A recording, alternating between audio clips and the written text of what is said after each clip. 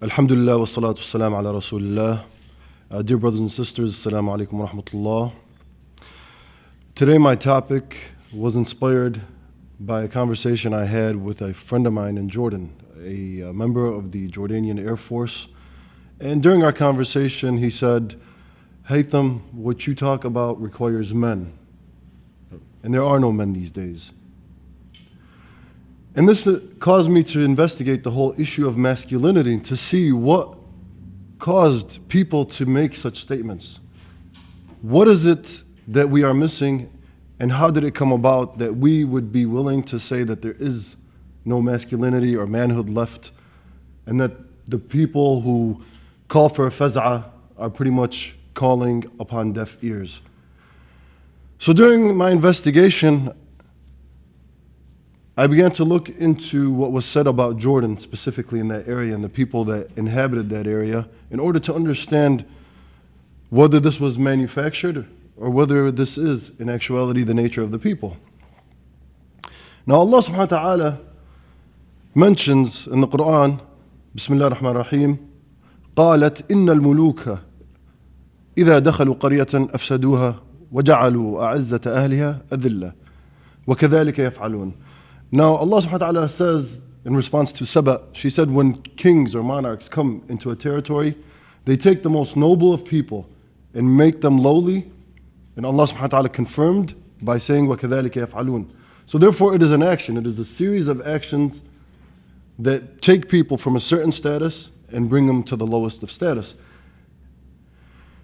Now when the British came in to Jordan, we need to keep in mind that there was a political vacuum caused after the dismantlement of the Khilafah, in which many people found themselves forcefully or unknowingly in the lap of the West. Now prior to that, Sir Richard Burton, did a series of studies on how to subjugate the savage. And his study took him near and far. And I'm a bit uncomfortable talking about this because my children are in the room, but he went to the extent of visiting brothels where British soldiers would visit, frequent, and to see how one man can subjugate the other. And he would write notes, and this was part of his study that he was to present in order to help in the colonization of our people. Now, during his research, he came upon a proverb in which largely impacted the way in which people are selected to positions of influence. The proverb actually finds its origin in Afghanistan, in which it states that amongst every 10 men, there's 9 women. I'm sorry, amongst every 10 men, there's 9 women, exactly. So what that meant, it's that you have to find that single man that if put in the right position could ultimately create change and eliminate him, push him out, and maintain these key positions, those positions of influence within the grip of women. Of course, we do not mean to belittle women, but this is their mindset. Now the colonialists, prior to the Khilafah's dismantlement, they did have a fair share of time going into Jordan, specifically in Palestine. And Henry Tristram is one of those who actually went out there and investigated every single tribe. So did Richard Burton, and later on we would know that Lawrence and so on would also follow suit. And they studied the characteristics of these tribes. And they wanted to understand them in order to fulfill a later objective, a later plan. And largely, the setup that currently exists in Jordan was impacted by what they, or how they assessed these tribes. So when Henry Tristram came into Jordan, for example, Bani Hamida refused to stand up for the British. They didn't stand up. So them not standing up was one of those things that they marked as a stance against them. For example, Bani Uqba too, their knowledge of the area was one in which Henry Tristram would document as stating that these people are not fit, in the sense that they are not easily subjugated. They get mad quick, and that in itself is an attribute that we are not looking to deal with. Sir Richard Burton also went on to follow suit and study the people there to see who in his opinion, were cheap, ignorant, and so on and so forth. So there was a series of visits and investigations in order to see who was more suitable. And during that period, let's be clear that they did go about recruiting people to later work with them. Now, before the collapse of the Khilafah, we need to understand that Jordan largely is an extension of Bilad al-Sham. It is Bilad al-Sham. And the desert was a desert that belonged to all. After all, in Islam, there are no borders. And Bedouins, the nature of Bedouins is that they are nomads. Nomads, they like to move around. And that movement largely is because they are ashab ibil, which is camels. And that required of them to cross large and vast amounts of land. So when you look at the tribes that existed in that area, they really are no more than 10 at most that would visit that area or settle in that area on a regular basis. But those tribes themselves would move on to other areas. So when we look at these Bedouins came and settled in Jordan with Salah ad-Din largely. They were the people who came and liberated Al-Aqsa. Okay? And prior to that, we have migrations that are also mentioned of people who came with Abu Bakr and so on, and they settled in this region. And before that, there was presence of the Ghassasanites and the Judhamis and some Lakhmis in that area, and Amila and so on. So these tribes settled in this area, but the Bedouins amongst them would move back. And for example, Bani Uqba would go from Karak to the Sinai. You would have Bani Abbad would go from the Balqa to Sahel Horan, which is in Syria. You would have the Ajarma, which were very wealthy, cattle owners at one time. They would go from their area of Husban all the way up into the Biqa' Valley. And this is largely how they made their money. So it's not like these people were hungry and neglected in the desert. This was a source of income for them. And on top of that, we need to understand that many of the tribes that existed in Jordan, whether it be the Adwan, the Bani Sakhr, Sardiya, Bani Uqba, Al-Krishan, all of them had administrative posts in the Khilafah. So they would collect taxes or the jizya or the kharaj or zakah of the area. They would distribute mail. That was one of the things that they did. And they would protect the Hujjaj against highway robbers. On top of that, they were given a very large sum of money in order to maintain their needs. So they weren't people who were in need or neglected by the Khilafah. If anything, Sultan or the Khalifa, Muhammad al-Rabi', made sure that the tribes were given a very large share of money in order to maintain their care. Now,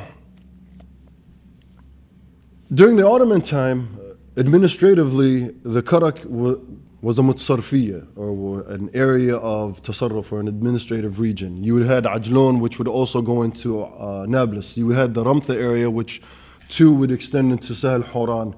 Ma'an was considered actually part of the Wilayah of Hijaz. And all of these areas within what currently constitutes Jordan were part of the Wilayah al-Sham, and they adhered to the Wali in Dimashq. Now, again, I'll go back to the issue of Jordan. Jordan is a mixture of Lakhmis, Ghassasanites, Judhamis, Amila, Kinda, a mixture of Adnanis and Qahtanis. Later on, Bilad al-Sham, as a result of migrations, and these migrations were not inspired by the creation of Jordan.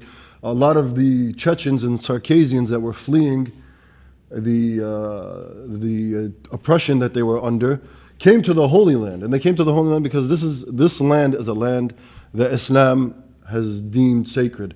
It's a land that, whether you're in Burma or whether you're in Africa, Bilad al-Sham has a significance in you. So for them, their migration was to the Holy Land because of its significance in Islam. And they came here, and prior to that, with Salah ad-Din, you had Seljuks and Kurds and so on and so forth. So there was always a mixture of people in this area. There is no uniformity or a homogeneous gene in Jordan. It's always been a hodgepodge that largely existed because of their ribat, their willingness to defend this land. So it is Ard al-Ribat, it is a holy land. These people are defenders of it. Their ancestors were largely mujahideen, and they settled in this region. After the dismantlement of the Khilafah, and this is disturbing, the dismantlement of the Khilafah was not a popular movement. There was not a popular support base for it. If anything, the Khilafah dismantled, and I've actually sat with many elders who highlighted certain stories about how the Khilafah was. It pretty much was announced that the Khilafah was dismantled. A lot of people that were stationed in the desert of Bilad al-Sham found themselves returning home. The British at that time already recruited a good amount of traders. So they had traders, they had highway robbers working with them. They had, I wouldn't say not the indigenous tribes of Jordan, but you did have some tribes that did assist them in their plot.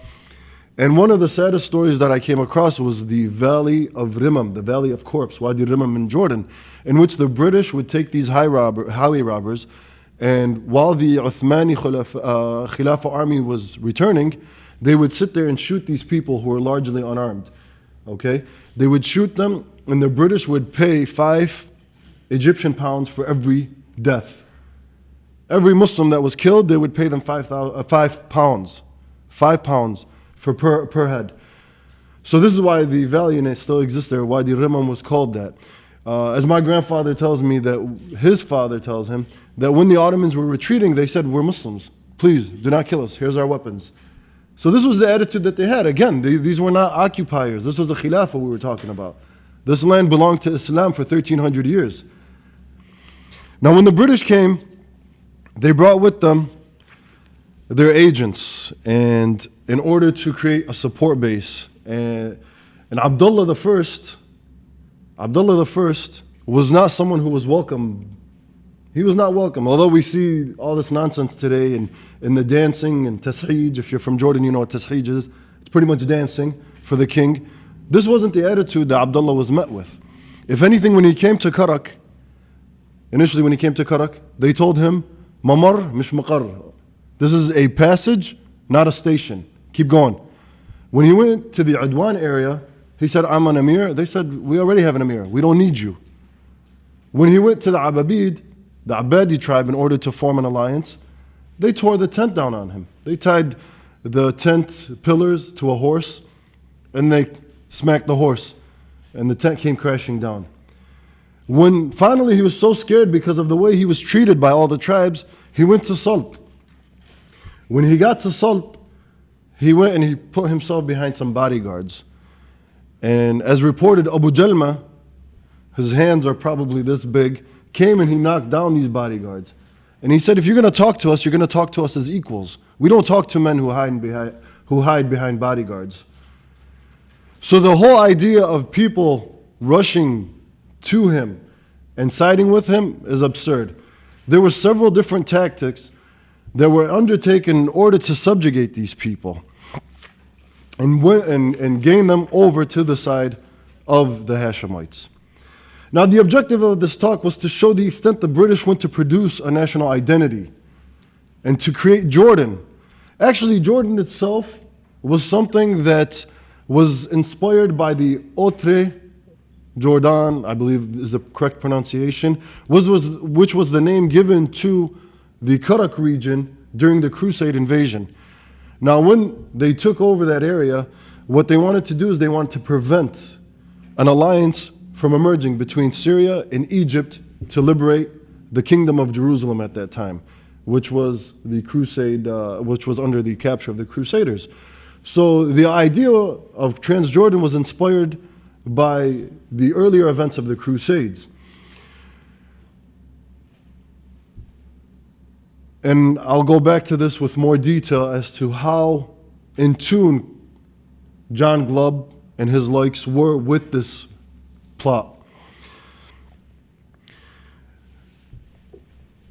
Now, Jordan, in the time in which Abdullah came in, was being formed. And we're talking about a population of 125,000 that quadrupled literally overnight. And that the way in which it quadrupled was through the British spreading rumors throughout the Nablus region, stating that British Air Force is going to come and raid these villages or bomb these villages. So a lot of people packed up and left. And there was one area which was designated to 13 tribes, okay, 13 tribes in the Bisan Valley in Palestine. Those people woke up to find that their land was sold in an auction. Their land was sold in an auction. So you had 13 tribes that absolutely had nowhere to go, and their land was sold to to people who would later sell it to the Zionists, and they found themselves migrating to Jordan. And they would melt into the Udwan, the Ababid, and some would even join Bani Sakhar. At the same time, a lot of land that was in Jordan too was sold to people on the other side in order to bring in numbers. So Jordan now was growing, and this growth required management, and the British had to provide that management. Because one thing the British were clear about, and Gregory Peake, I believe it is, was very clear on the Bedouins, and specifically tribal leaders, were not to have any influence in the creation of New Jordan, Transjordan. So his attitude towards the Bedouins was total isolation, okay? He put them in an atmosphere in which they could not mix with what they called the Hadar. So they had the Badu separated from the Hadar in order to not gain any ideas from them, in order not to influence them in any way, shape, or form. On top of that, he wanted to eliminate the ability for any tribal leader to move his tribe in a manner unfavorable to the British agenda. So his plot was initially to destroy them. And he would go about recruiting 70% to 80% of the city folk into the army in order to crush the Badu. He was adamant about that. When Glubb came, Glubb had a totally different attitude. His strategy was completely different. Glubb said he will incorporate them.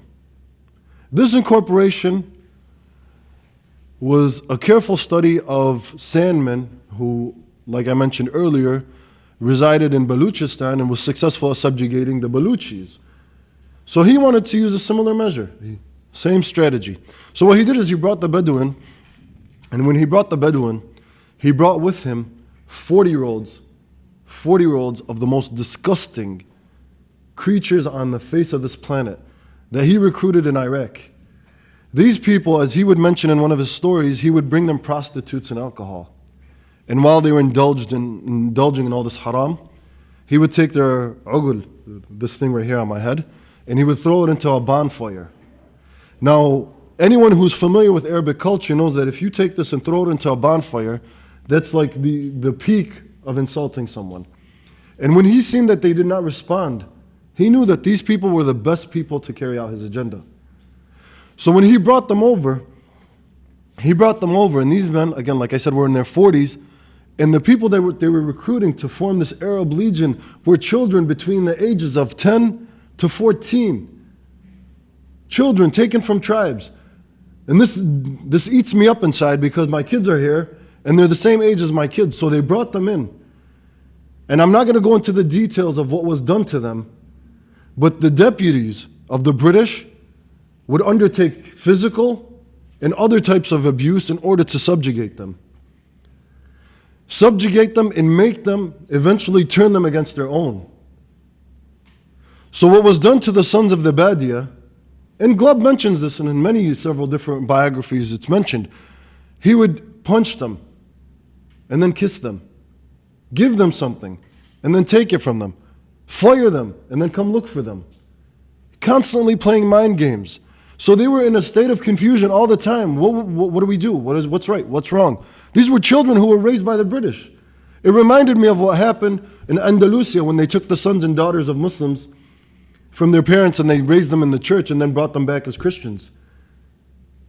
They forgot entirely their history. They forgot their deen. So the same thing was done to the sons of the desert.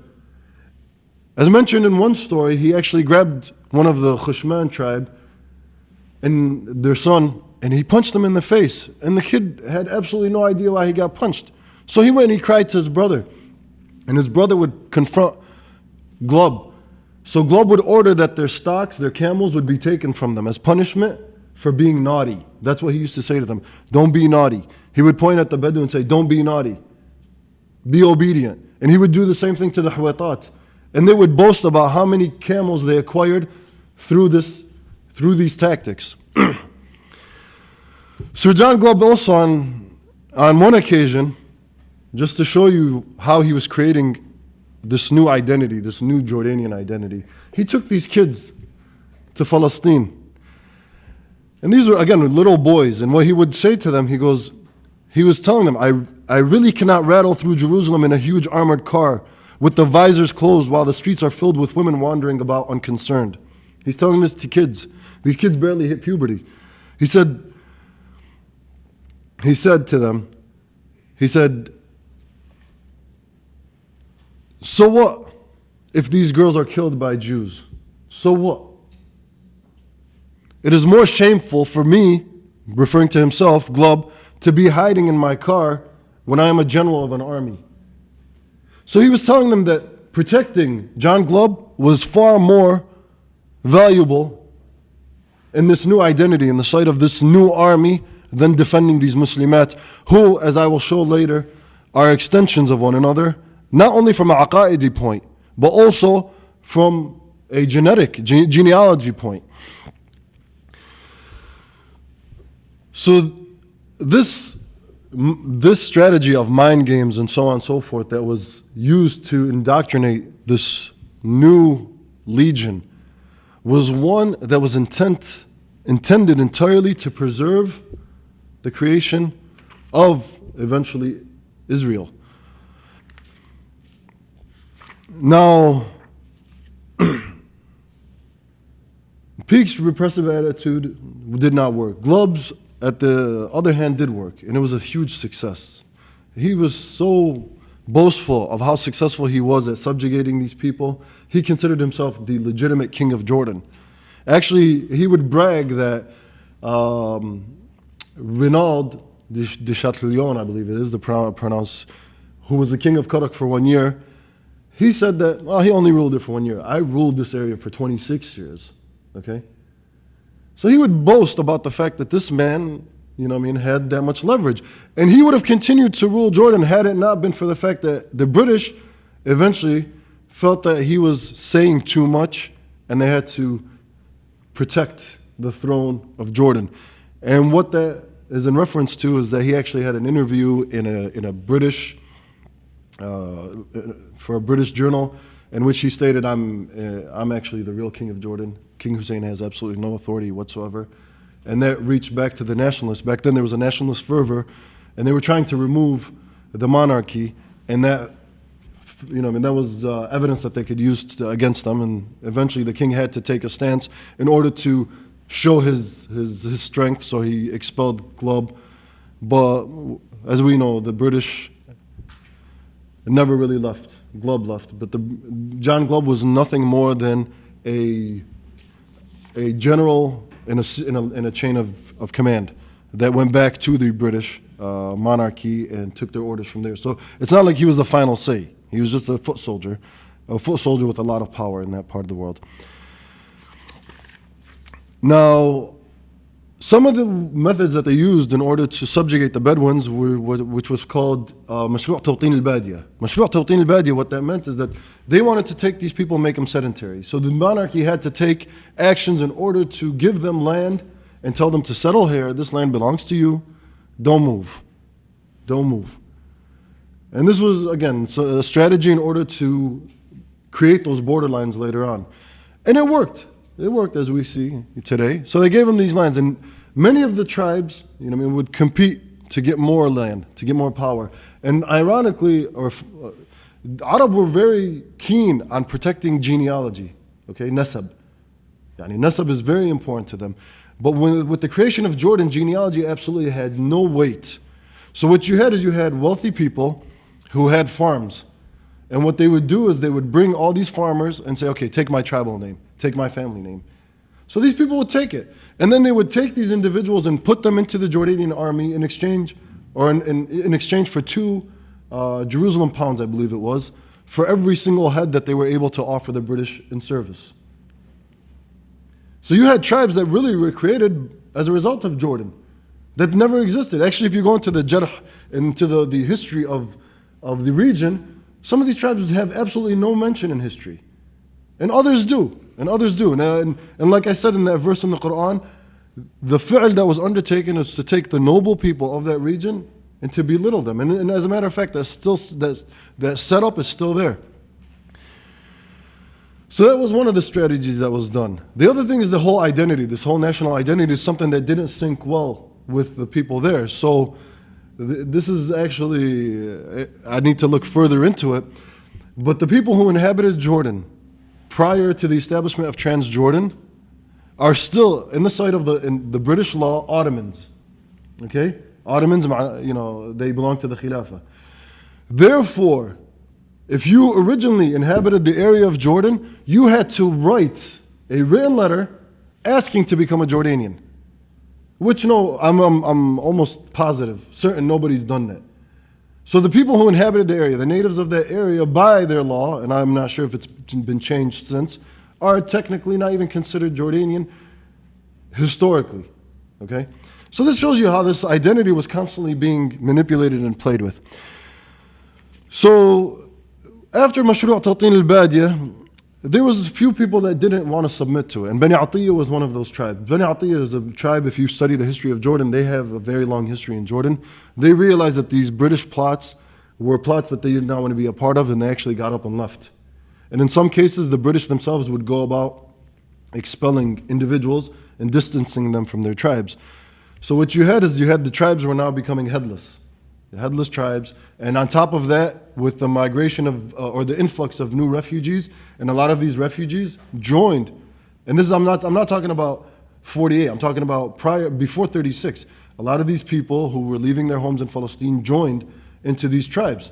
So when you look at a tribe and you think of any tribe in Jordan, you will find a good 50% of them actually resided in Palestine. Again, we need to understand that the way it worked is that Jordan had a migration, a huge migration during the crusade, during the expulsion of the Crusaders. Okay, these people came from North Africa all the way to Central Asia. They came and resided in Jordan. The Bedouin were divided and spread about by Salah ad-Din al-Ayyubi. Later on, the Khulafa would shift them around. So you have migrations, and I believe I have mention of them. You have or not migrations, a reshuffling of that area between the period of, let's see here, 1506, 1669, 1827, 1906, and 1910. They was constantly moving around. Okay, so these tribes were used to moving around. So now the sedentary law said that once you leave, you cannot return. And that's one of those things that the nation state was able to provide, is to consolidate you or confine you to a border and determine your identity based on this border. When before that wasn't the case. Actually, when I talked to Jiddati, my grandmother, and I talked to her about older tribal leaders, I say, is so and so Palestinian or Jordanian, joking around with her. She won't even acknowledge that. In her language, she cannot acknowledge that.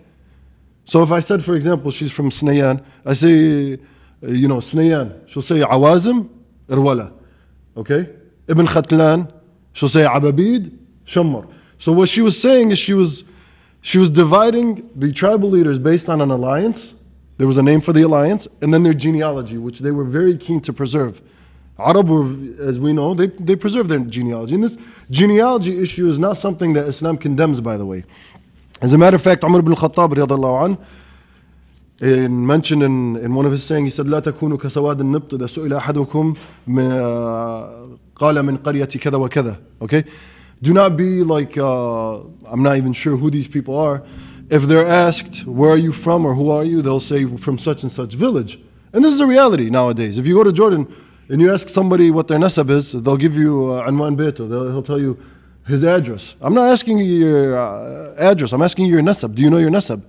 Oh, I'm from Karak. I don't care if you're from Karak. What is your nasab?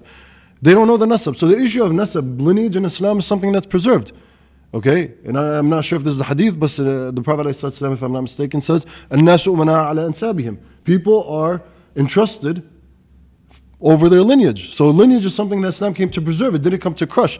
The new nation state came to crush it. It created identities based upon a flag that was designed by Mark Sykes, borderlines that were designed by Winston Churchill. Winston Churchill, actually, if you look it up, the Winston hiccup, that line in Jordan where it goes like this, that was a hiccup, according to historians. He was sitting there drawing up the borders of Jordan, and he was drunk, inebriated, or whatever, and he drew it that way. Jordan continued as a nation to change, despite people revolving around this Jordanian identity early on by force. It was constantly changing. It was changing because initially the British did not consider Ma'an to be part of Jordan, so that was excluded. They didn't want Irbid. Okay, then eventually they expanded Irbid. They took in Ma'an. And then the borders of Jordan, I believe, up until 1969 changed, in which the port of Aqaba was extended from 4 kilometers to 27 kilometers because the Saudis wanted a place to, those who wanted to drink wanted to be able to go drink there, so they commissioned the Japanese to expand the border there, and Jordan was constantly shifting before our eyes. So this identity, just like anything else, was constantly being changed, so too was the borderline. Now, in the early days of the Jordanian nation, there was a lot of revolts. And these revolts were conducted by the Adwan, the Ajarme, who sided with them. Daja also too did not like that. During that period, the Hamaida too, Bani Hassan. And Bani Hassan, I love Bani Hassan. I truly love Bani Hassan. The reason why I love Bani Hassan, history conceals the fact that Bani Hassan were entrusted in protecting Jerusalem. Not only that, Salah ad-Din gave them the right to wear their weapons into the old city. Okay? Bani Hassan were given right to go into the old city with their weapons. And that was exclusive to them. Bani Hassan were a very powerful force, and the Jordanian monarchy hates them. It hates them. And it's not a secret, actually. So Bani Hassan, Hamaida, and so on stood up. Bani Sakhr at the time, in the 1930s, wanted to send 30,000 fighters to go fight in Palestine. Fight in Palestine. So these people did not ever feel disconnected. In the early days of Jordan, they never felt disconnected from Jordan. From Palestine. Palestine is Muslim land. Ard al-Isra wal-Mi'raj. This is not something that we compromise on. So the people were fully aware of this, and this whole identity, again, like I said, was not even mature at that point. So therefore, many of the tribes, even Bani Abbad, they would send people to help fight and send weapons and so on. So there was a linkage and a very strong bond. In order for the British to subjugate some of the people, key elements, in Jordan, mainly Bani Sakhr, there was, and again, I'm avoiding tribal names of certain people, traders, khawan, so that not to bring any shame to their tribe, because these are individuals, The tribes, if they knew who these people were, and I'm sure some of them do, they would disown them themselves. So this, again, I will avoid certain names. But with Bani Sakhr, as it was documented, there's 2 people, and I'll call them Naifain. These people hid largely a good amount of food staple from Bani Sakhr to starve their children, to starve Bani Sakhr's kids. Because Bani Sakhr, although they did not really oppose directly the Hashemites, they didn't come under their wing until after a series of attempts to subjugate them. And first and foremost was the whole issue of the drought and the famine. And I'll talk a little about how there was ostriches. Actually, there was ostriches and gazelles and camels in abundance in Jordan. Jordan is mentioned in a lot of the historian books, and you can look it up in the land of Moab, the land of Midian, visits to the Dead Sea, and so on and so forth. They'll talk about the Krum al-Anab, which were the grape vineyards. They'll talk about Jordan being very wealthy. They'll talk about the area of being full of wheat and corn and so on and so forth. So Jordan was very wealthy, but the British in World War I caused a disruption in the agriculture of that area.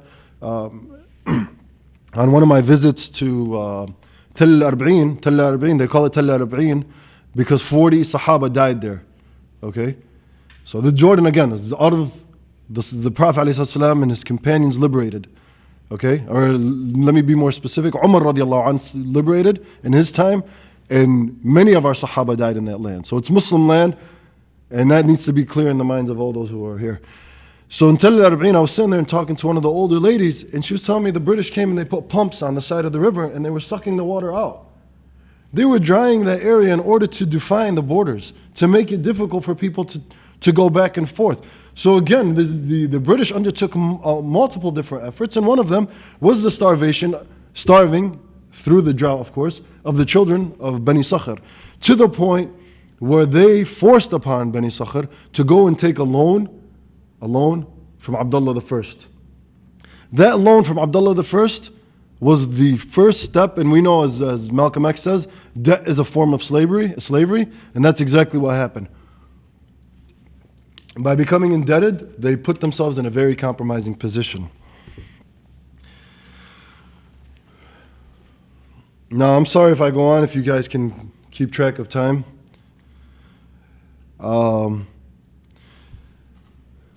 the view of the British towards the Bedouins was one of distrust, so much so that the Desert Patrol and the Arab Legion, that were children, again, raised by the British, were told to go and spy on their mothers and fathers.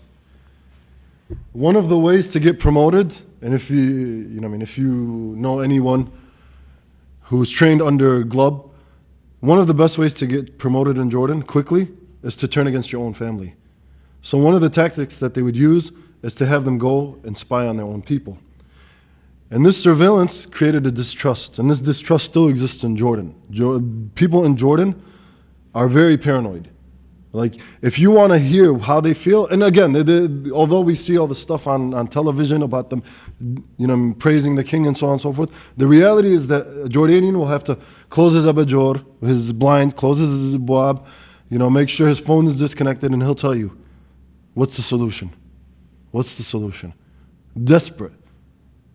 They are desperate for a solution. But the thing about Jordan is that they are very, very, again, we have to understand the mindset of these people. Jordan, largely the tribes there, they were known for himayat al-ard, the protection of ard, himayat al-dam, himayat al-deen, himayat al-mal. They protected land, they protected wealth, they protected honor. So they don't want the result to be one that's bloody. They're very protective over Jordan. That's a beautiful attribute. So what they're doing is they're very cautious, and when they approach you, they want a solution, but they want to make sure that the solution that you have to offer doesn't cause any hardship. They don't want to turn against each other. Okay? So again, these are people that are honorable people. They are the descendants of Sahaba and later Murabitin, and we need to keep that in mind. And Jordan will be a land that will continuously purify itself from traitors and bring in new Murabitin, insha'Allah. So Glubb would send these people to go out there and spy on their people and so on and so forth. And as he was doing that, he was spying on the soldiers themselves. And it's beautiful how much history has shown us. I guess we came in a perfect time in which we can use their words against them.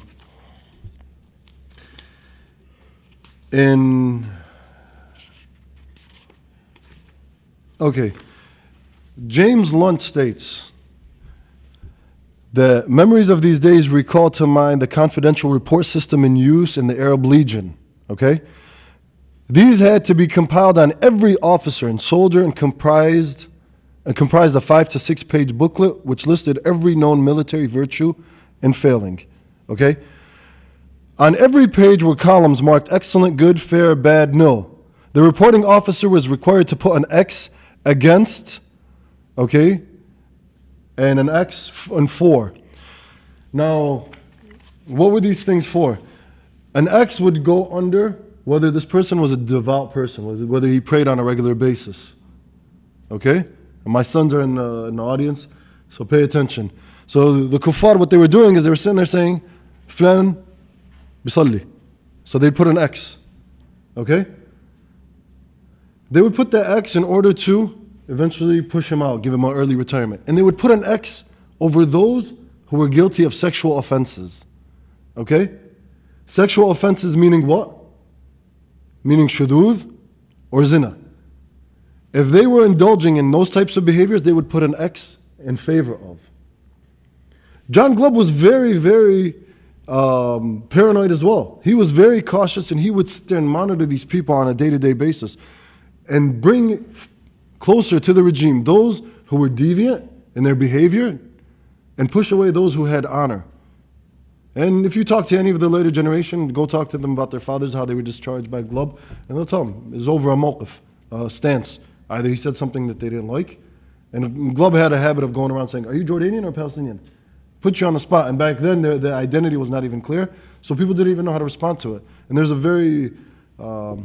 very good stance by one of the commanders at that time from the Hanati tribe. He said, "You created these identities. We don't subscribe to it. We didn't know it before you guys." So he would go around asking if you're Jordanian, Palestinian, so on and so forth, in order to make that a common question. And it still is a common question. As a matter of fact, if you sit with any of the tribes, it's funny. They'll sit there and say, "Oh, this person's not Jordanian. Oh, this person's not Jordanian." Until there's nobody that's Jordanian, which in reality nobody is Jordanian. As a matter of fact, the first name that was suggested in the British Parliament for Jordan was Balqa, which was the name of the Balqa region. And then later on it was changed to Jordan. So the idea of Jordan is not something that was unique to that area. If anything, the area had specific administrative divisions. But nevertheless, the spying mechanism that was there was on the soldiers. And Glubb was very interested in their level of religiosity. Again, the British knew that the source of our strength is Islam. Okay? The source of our strength is Islam. And Umar radiallahu anh said it perfectly. لَقَدْ كُنَّا أَذِلَّاءَ فَعَزَّنَا اللَّهُ بِالْإِسْلَامِ وَكُلَّمَا ابْتَغَيْنَا الْعِزَّةَ أو الْعِزَّ بِغَيْرِهِ أَذَلَّنَا اللَّهُ. We were humiliated people, and Allah gave us honor with Islam. And anytime we seek honor with other than Islam, Allah will humiliate us. The thing about the Arab nowadays is that they reached a level of humiliation that the Arab before Islam never reached. This is a humiliation unlike any other humiliation. So you have to understand that the Arab before Islam, if you were a female being oppressed and you came to a land or to an area that was theirs, they would defend you. You know, and the issue of dakhil or tanib or whatever in Bedouin culture is very dominant. If that you came and you said, you know, I need your protection, they would protect you. Nowadays in Jordan, you have close to 1 million people from Syria. And again, these people, if you look into their genealogy, a lot of them have an extension into Jordan and vice versa. And nothing has been done for them. Palestine, and I will challenge anybody here to go and look. There is not a single tribe in Jordan that does not have an extension in Palestine. And if you want after the talk, I can sit there and get into the details.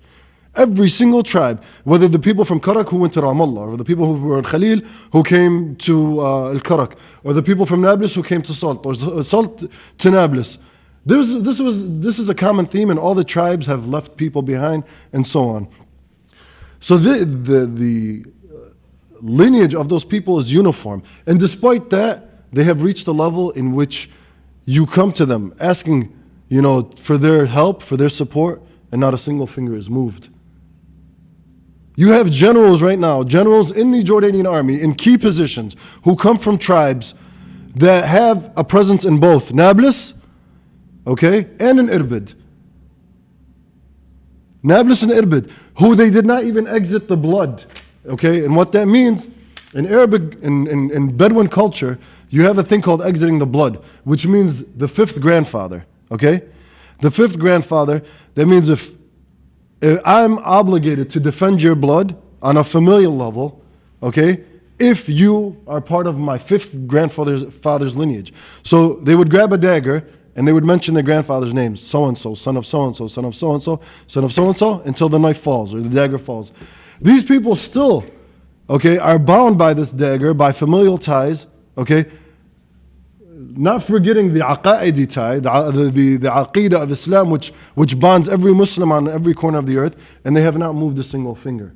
This is the level that we have reached. So they would sit there and spy on these people, and the level of religiosity was so important that Glubb eventually established what they would call دائرة الإفتاء الديني. Okay?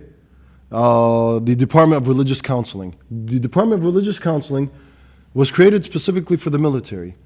Okay? And initially it was started by Sheikh Abdullah al-Azab, I believe his name is, and then later on you had people like Sheikh Dawood, who even the army themselves called him Dawood al-Natur. Okay? Natur meaning security guard. Okay? Their khutbah consisted of, these are Hashemites. These are Hashemites. We have to obey them. These are Hashemites. These are Hashemites. This is the whole khutbah. And later on it was delegated, this responsibility was delegated to istikhbarat members who would grow their beards and memorize a khutbah from Ibn Taymiyyah. And if a soldier approaches them and says, don't we have an obligation towards Palestine? They'll respond by saying, oh, Palestine will be liberated once Isa comes, once Jesus returns. So don't worry about it. This was the attitude in which they were met with. So these people worked as a security apparatus, surveillance apparatus upon the army. It was in this climate that this identity was created, and this identity went into every single detail of life, even food. And this was disturbing to me, because I actually like Mansaf. Mansaf itself, a lot of us boast and brag, oh, it's a Jordanian dish, Jordanian dish. It's Jordanian, okay? It's Jordanian in name. But the current concoction of Mansaf is actually something that was introduced by merchants in 1927, okay? In Ghor al-Nimran, they brought these businessmen who were trying to introduce rice to the Bedouins. And the reason why is, again, it was to assist in trading. A lot of British, or helping in British trade. So they introduced them to rice. Jamid, the Bedouins never ate Jamid in sharab form. They actually ate it in times in which there was no food. The original dish that they ate was burghul, frike, okay, with meat broth and semen baladi. That's how they ate their mansaf. Eventually, this concoction was something that was adopted by the military. Again, they were busy, they were keen on creating an identity, and made a Jordanian dish. All of a sudden, there was something called Jordanian. A Jordanian dish, and if you're not eating mansaf, something's wrong with you. If you're Palestinian, you should be eating msakhan, and so on and so forth. So this game that they began to play was a game that was not only limited to food, it also went to clothing. It also went to headdress. It went into every aspect of life. It went into accents. Now, the reason why I'm dressed this way is because every tribe had certain clothing that defined them as a tribe. If you're from Bani Sakhr, you wore all black. Okay? You would have braids. You know, Bani Sakhr, the British wrote about them so much so that it was weird. They were constantly writing about, oh, they're so handsome, they're so handsome, they're so handsome. They was like, the description of Bani Sakhr was one of just beauty, you know, and you'd have to really question these people that were writing these books, and I don't want to go into that topic. With Bani Abbad were all white. Bani Hassan would have a dagger that they would put in the front with like a belt. They would wear in the front. Who else? Let's see here. Adwan would have swords. They had distinct swords, red swords. So they had a dress code. The Arab I'm from, okay, Bani Uqba, would tilt their agal over to the left, and they would always have some type of scented flower to identify them. Okay? Again, these are not practices that Islam condemned. Because Islam them التعصب. تعصب to what? To قبلية, تعصب القبلي. If you sit there and, you know, the Rasulullah says, دعوها فإنها منتنة, leave it rots. That ta'assub that divides you along national identities, along tribal identities, this is what Islam hates. But it doesn't condemn that, oh, you know, you wear sharwal qamis. Oh, this person wears a thobe. This is not something that Islam came to ever address or tamper with. Whereas the British, on the other hand, they did. The British got involved in every single detail, even the clothing. Even the long hair. They were so upset with the long hair that a lot of the Bedouins used to have. And the British used to call John Glubb's soldiers, the Arab Legion, they used to call them Banat Glubb. Banat Glubb, or they would call them wogs. I'm not sure what wogs are, but I looked it up. I guess it's an insult, and it's still used in Australia towards the Aborigines and so on. But it meant that they were savage. So they would call the Bedouins wogs, Banat Glubb. Eventually what happened is they had to convince the Bedouins that by you having long hair, you're not going to have any muscles. Okay? So you need to cut your hair in order to grow muscles. And they believed it. Again, these were little kids. They believed it and they fell into this trap. So they started to shape this whole identity of what Jordan is and what should be and how a Jordanian should look. And interestingly, this shmagh right here, when I looked into the history of it in order to understand its origin, the shmagh itself is a tablecloth. It's a tablecloth that was found in the office of Lieutenant Schumacher, okay? And it was a very hot day, and some of the people that were working with the British at the time needed to cover their head with something from the sun, you know, and there was nothing to offer them. So he gave them the tablecloth he had. And when they went back, the girls in their village liked the color, you know, the red and the white. Oh, this is so pretty, can you get more of it? Eventually, these people started coming back wanting more tablecloths. John Glubb found this amusing. He found this really funny. So he turned this into the national dress of Jordan. The shmagh al-ahmar was to them a joke. It was something that they're wearing our tablecloths on their head. When before the Arab would wear gadai, bid, sood, kurkumi meaning mustard, yellow, black and white. This is what they would wear. So the shmagh now became a new symbol to revolve around. Petra was another symbol to define this new identity, this new Jordanian identity. The linking of Jordanians somehow to the Nabateans, even though there's no truth to that. It was one of those things. And this continued on until the 50s, in which they took actually more visible efforts, and one of them was the establishment of Huna Amman radio station, in which they tried to unify the tongue of Jordanians. Like I said, the Jordanians had different, even the tribes had different pronunciations in their language. Okay? The tribe would have, for example, some would have the j, they would pronounce it yeah. Okay? The g would be pronounced differently. So the difference in the tongue was something that they tried to uniform or unite, and they would do that through musalsalat badawiyya, Bedouin musalsalat are television shows or series and so on and so forth. They were so desperate to find a girl to represent Bedouins that they actually went and got an Armenian Lebanese named Samira Tawfiq, and she would sing her songs. To be honest with you, Diratna al-Urduniya, al-Kufi, al-Hamra, whatever, some stupid songs that she would sing in order to somehow inspire in them this whole identity. Again, this was one of those things that was largely given to UNESCO to undertake. UNESCO was a big part in creating this Jordanian identity, and this included, again, the dish, the clothing, the shmagh al-ahmar, the watani songs. The watani songs, the way it works, and I've seen this in Jordan, and I've worked actually in children programs, and the way it would work is that USAID would commission a production company. The production company would commission a third person, and the money that would come would be like, let's say, $1 million. By the time it reaches somebody like Omar al-Abdallah, who sings Jordanian songs, he probably gets like nothing, chump change. But it would go in that manner, and what it would do is basically you would have probably somebody here in DC writing the lyrics, for a Jordanian song, and then having a local translate it, and then that local would sing it.